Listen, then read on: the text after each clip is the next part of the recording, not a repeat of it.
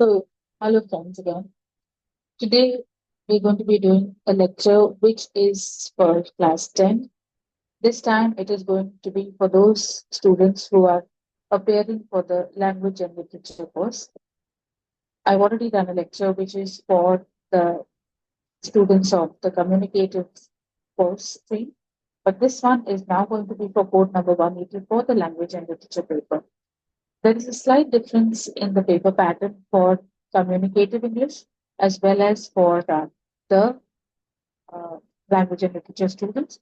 So we're just going to be going through that carefully. Uh, if I have to just start, I'm going to be starting with the first section, which is the reading section. So as I was saying, the reading section for the communicative children was for 22 marks, but here in this case, it is for 20 marks. You can see this is mentioned here as 20 marks. Now, there are going to be two questions in your reading section, question 1 and question 2. Both of them are going to be 10 marks each. And in one of the passages, you are going to be having 5 MCQs, two two short answers, which are the 30, 40 mark ones, and two very short answers. Now, the MCQs may be of the pattern where you also have to look from the passage and find out whether a particular statement that has been made is true or false. Or you may also be having the assertion reason kind of questions where the you're given two statements. One is referred to as an assertion. That means it is something which is being treated as a statement, and another statement is given which is being referred to as a reason. So you have to pick out from the passage whether the assertion is true, whether the reason is true, if both are true, and if both are true and the reason is leading up to the assertion. So you can have multiple different kinds of testing questions which are in the MCQs. Apart from that, in the VSAs, you may be asked to find a word, you may be asked to complete a sentence, you may be asked to find to write your own answer for some particular question. The short answers, please keep in mind if you have a 2 mark question, that means you are expected to write at least 2 marks. It's not that, sorry, 2 points, because that is what is going to give you your 2 marks. So this is your 30, 40 words answer, which is a short answer. So that was question 1 and question 2, which will form a part of the reading section. Coming to the next section then is your writing skills and grammar, which is in all going to be for 20 marks. Out of that, 10 are going to be for the grammar section and 10 are going to be for the writing section. Now, later on, after I've discussed the paper pattern, I'm actually going to be telling you how to allot your time so that you can make the most of your time, and you also ensure that the more scoring ones are done earlier so that you are left with at least the fact that you have been able to cover all the parts where you were scoring and not get bogged down by what you the time you spent in your writing skills. So let's come now to question number 3. Question number 3, as you can see, is your 10 marks grammar, and in that you'll be given 12 subparts. Now, those subparts are not going to be related one to the other, and out of those 12 subparts, you're going to be actually having to do 10. Now, these subparts are going to be based on different grammar uh, topics that you have done over the years. It could be in the form of determiners, tenses, modals, subject-verb agreement, reported speech. And when I say reported speech, it can be reported speech dealing with all kinds of sentences, all your core sentences, be it the assertive, the interrogative, the imperative, or the exclamatory. So you're going to be having all those grammar things tested. It can be in the form of correcting an error in or an omission. You may be having to report a speech, which is a dialogue which has been given. You may be asked to complete the dialogue in reported speech. You may be given options where you have been given a part of the answer and you have to fill in the blanks with the rest. So it's going to be in multiple formats. It can be an MCQ, it can be an objective kind of thing.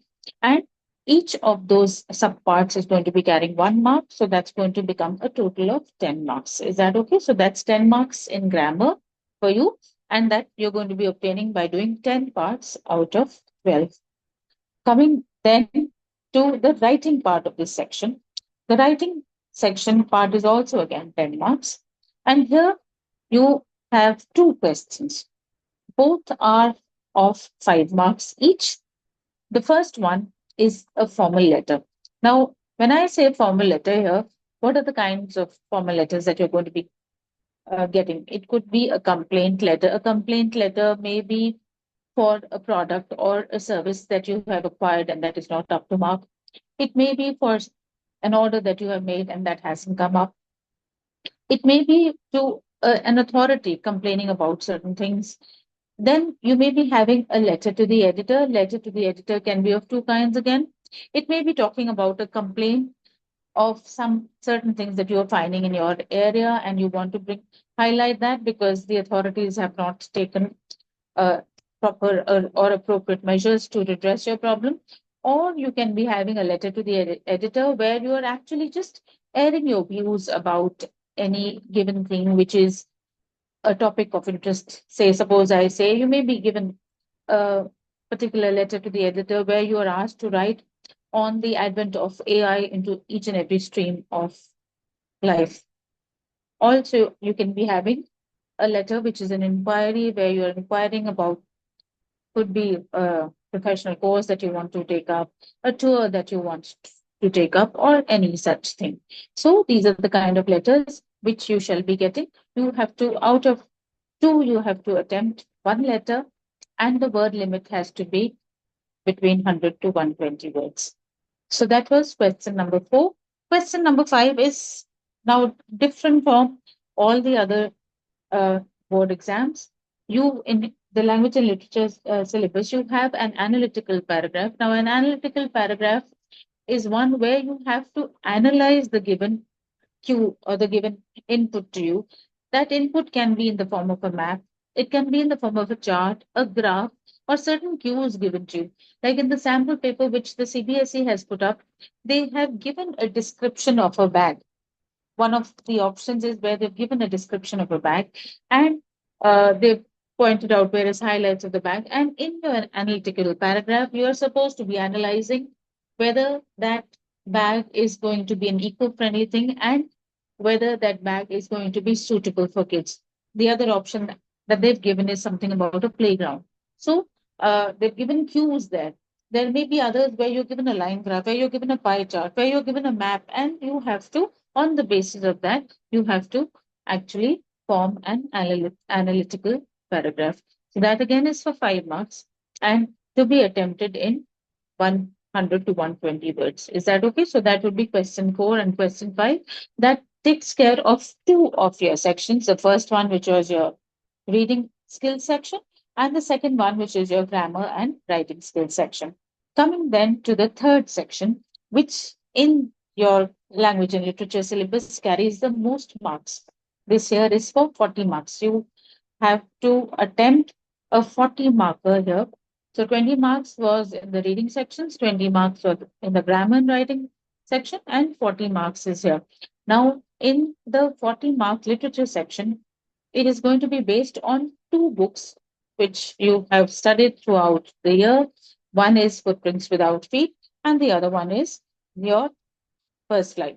So, if I look at your kind of questions, now question 6 and question 7 are reference to context questions. Reference to context, you're given a paragraph. It can be either a prose paragraph or a poetry paragraph. The first question 6 is a prose. Prose here means it can be either from your drama or from your prose. And based on that particular paragraph, you have to answer 5 or 6 questions. It will be, 4 or 5 questions. If there are 5 questions, they're going to be all MCQs and VSAs.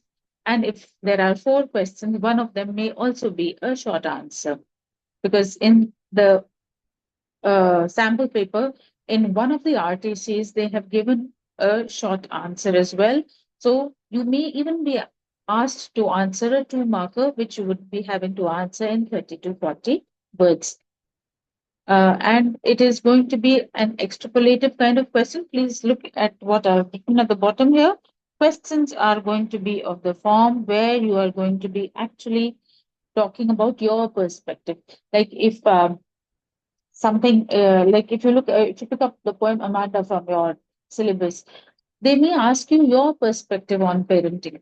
So it may be something like that. The tone of the narrator, when I'm talking about Custard the Dragon, I may ask you what is the tone of the poem. The tone of the poem, is it a humorous poem? Is it a philosophical poem? So they may ask you something like that. They may ask you a question where you are asked, in this particular extract, what does this word not mean? And you may be given 4 options. So you have to be prepared when you are preparing for this particular RTC or for your literature section in all, you have to completely go through your syllabus, not as something which you're going to be getting direct questions, but where you may be asked to give your own opinion, where you are supposed to be analyzing that particular thing so that your analytical skills and your imaginative skills start improving rather than just your rote memory skills. This is what the NEP has been talking about, that we are trying to create students who are not just mugging up and replying to what is being asked, but they need to be able to develop some creative, some analytical abilities to be able to be successful in life later on. So, question 6 is one extract out of two. You'll be given 2 extracts from drama and prose, and out of that, you'll have to be doing one. Question 7 here is 2 extracts from poetry, and you'll have to be doing one out of those. So that takes care of your RTC questions. Now coming to the next 2 questions, which are question 8 and question 9, they are going to be your short answer kinds. Now, these are not the short answers in terms of having to answer in 30 words where you were having those 2 markers. Now, these are all going to be 3 markers, whether it is question 8, whether it is going to be question 9, it's all going to be 3 markers. And when I say 50 words, most of you know your handwriting. You're not supposed to be counting words and saying that, okay, I've written 10 words, 20 words, don't waste time. Most of you know your handwriting. Like now, I know from my what I write is that I am averaging around 6 to 7 words in a line. So if I'm saying 30 to 40 words, even before I start writing, I know that I'm going to be I would have to answer my particular answer, say in 5 or 6 lines at the maximum. Don't go overboard, don't write too much because that may not earn you marks. That may actually annoy the examiner. And don't write less. Don't repeat because when you repeat, that is a sure giveaway that you do not know what has to be written and you are just using different words to replay the same thing. So you have to do 4 out of 5 short answers from first flight. That's in your question number 8. And question number 9, you have to do 2 out of 3 from footprints without feet. Each of these subparts are going to be occupying 3 marks each.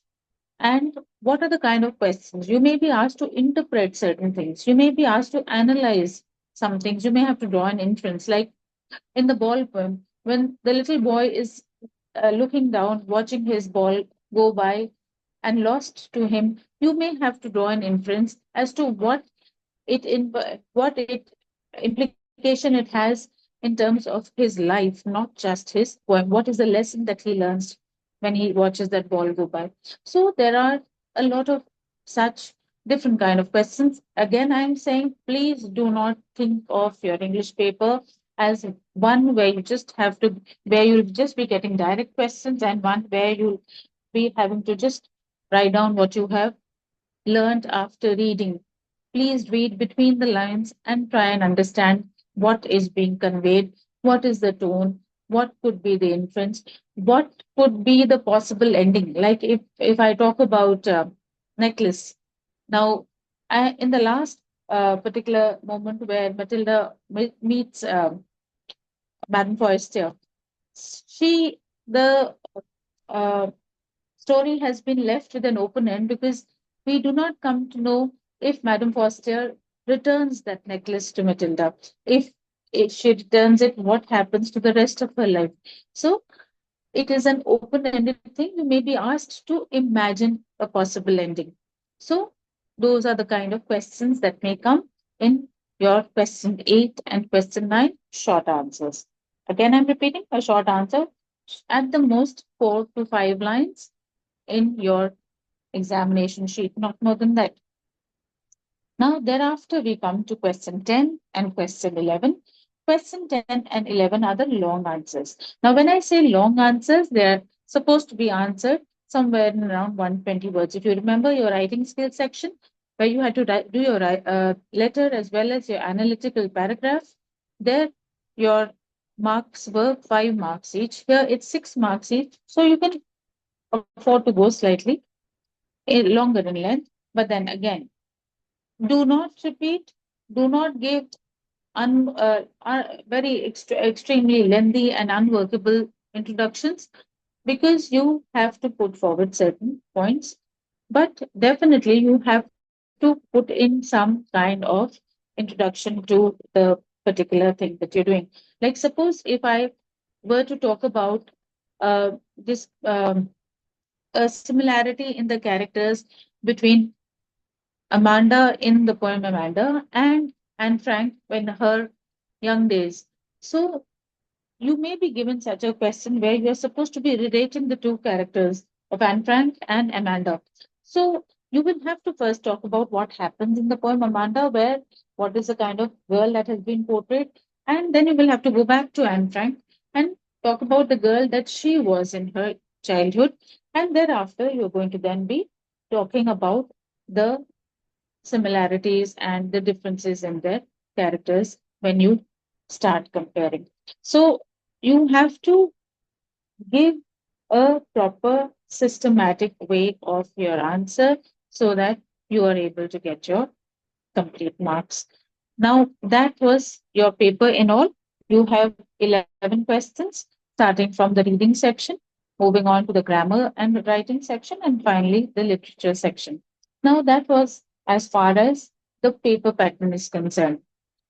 Now, when it comes to the time, most children sometimes find that they are not able to do justice to their writing skills, or they've spent too much of time initially in the writing skills section, and when they come to the back end of the paper, they are short on time.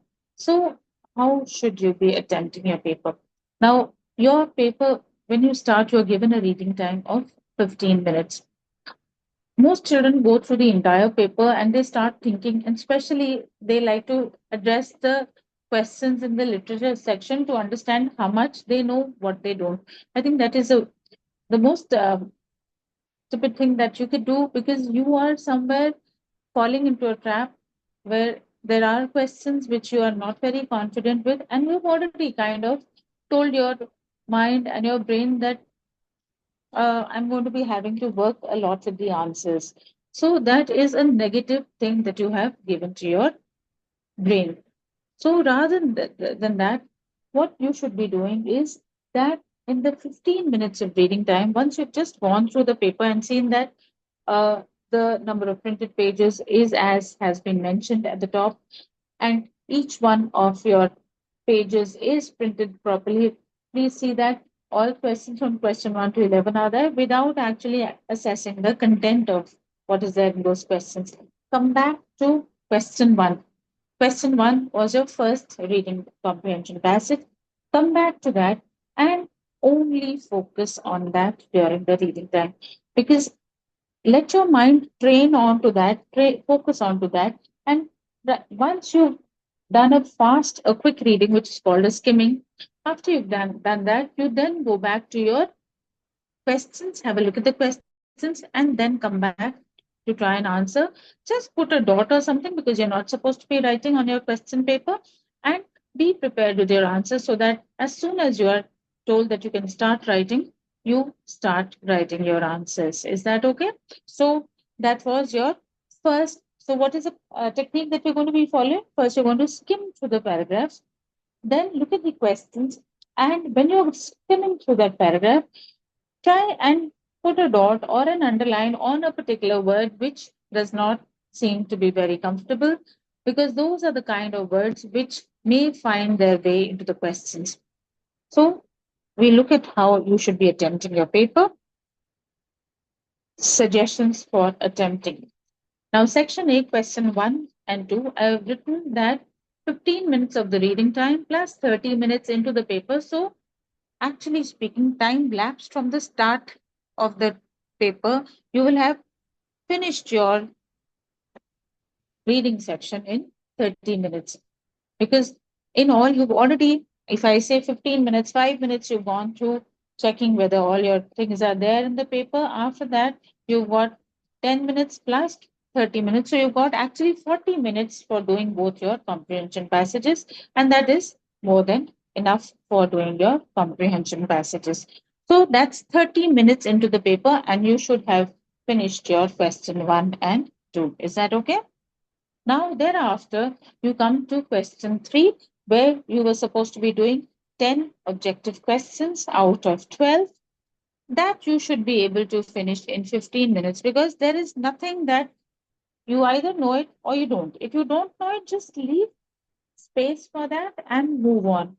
Do not try and tire out your brain in thinking of answers where, and I'm going to tell you a very important thing at the end of the lecture. Be with me till the end, because that's something which your teachers earlier would tell you not to do, and this is there in the CBSE marking scheme.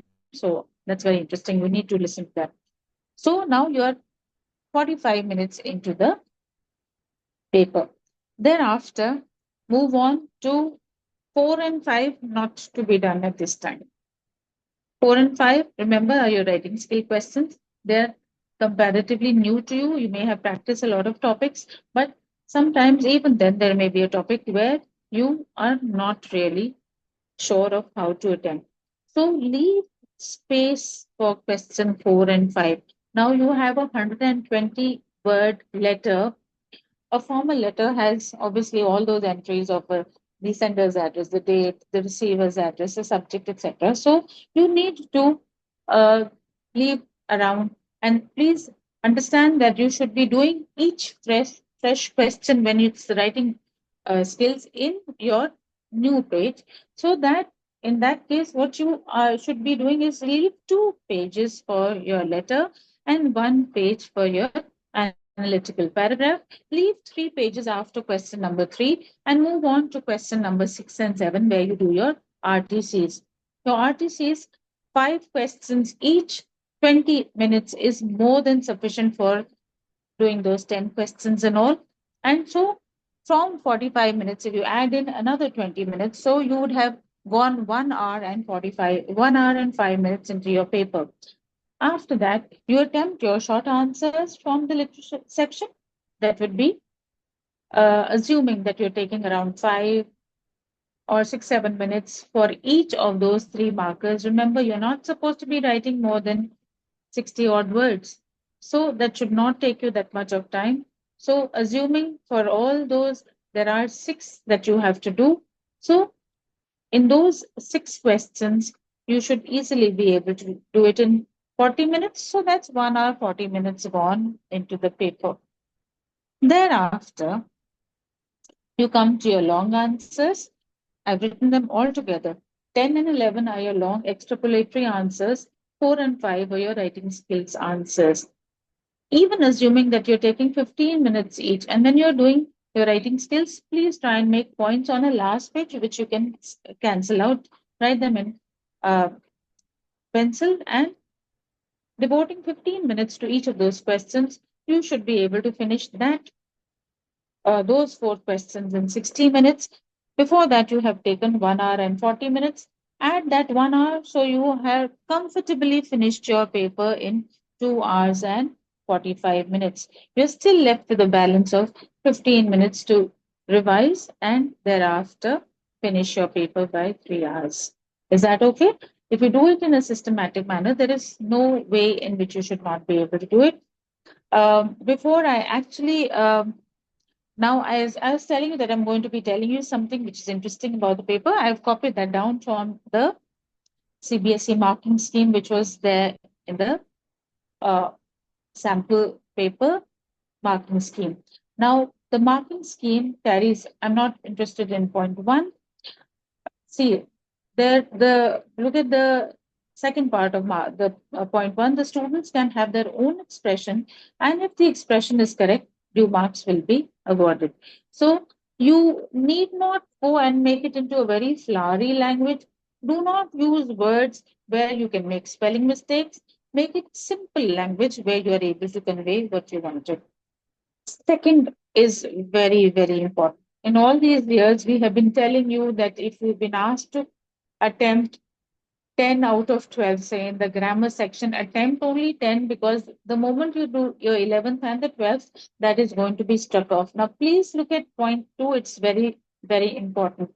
If a student has attempted an extra question, answer of the question deserving more marks should be retained. So even if the 11th question is right and somewhere in between the ninth question was wrong, you will still be given the marks for the 11th question and the ninth question would be struck off. So there is no harm in doing an extra question if you have spare time. Is that okay? Because if that particular question is better in terms of your marks awarded, you will be able to get your better marks.